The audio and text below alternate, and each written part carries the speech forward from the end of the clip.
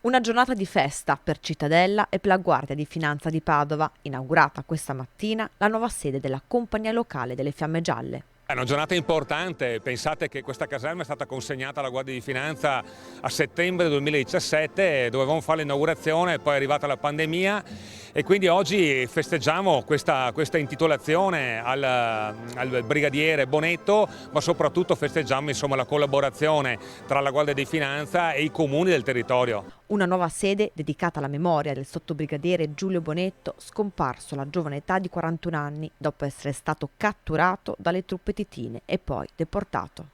Oggi una giornata di festa, ma anche una giornata dedicata al ricordo. Sì, oggi ricordiamo il sottobrigadiere Giulio Bonetto, che è un nostro finanziere che è stato deportato dalle truppe titine il 2 maggio del 1945 dalla caserma di via Campomarzio di Trieste e probabilmente è stato ovviamente poi gettato nelle foibe di Basovizza, dove sono anche stati poi rinvenuti i corpi di altri 350 finanzieri. E tra gli applausi il commento commosso della figlia del sottobrigadiere Bonetto.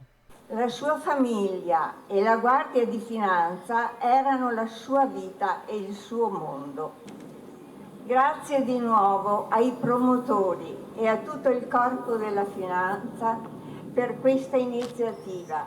Grazie alle autorità civili, militari e religiose e a tutte le persone che con la loro presenza a questa cerimonia onorano la memoria del nostro papà.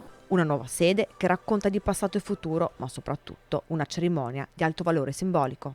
L'Inno d'Italia penso che sia il canto degli italiani, un momento di identità nazionale che dobbiamo sempre ricordare e che scatena in ognuno di noi forti emozioni e quindi penso che era la giusta conclusione da riservare a una cerimonia di così alto valore simbolico.